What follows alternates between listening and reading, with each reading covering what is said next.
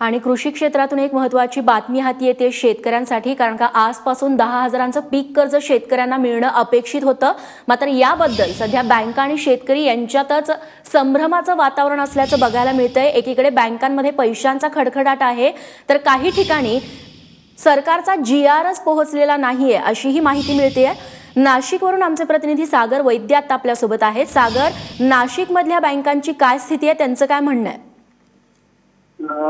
रेश्मा, खरं तर नाशिक जिल्ह्यातली जी सर्वात मोठी शेतकऱ्यांची बँक आहे, जिचे 10 लाखाच्या आसपास खातेदार आहेत, ती जिल्हा बँक सध्या पूर्णपणे बंद पडल्यात जमा आहे.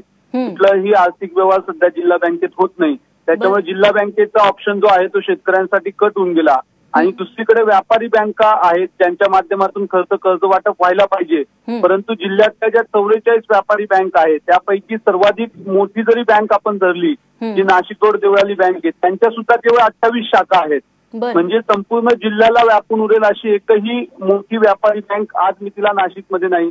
आणि ज्या आहेत त्यांना सुद्धा पूर्णपणे निर्देश जे आहेत ते स्पष्ट नसल्याचं बँकेच्या पदाधिकाऱ्यांचं म्हणणं आहे. दुसरीकडे रोकडची चणचण आहे.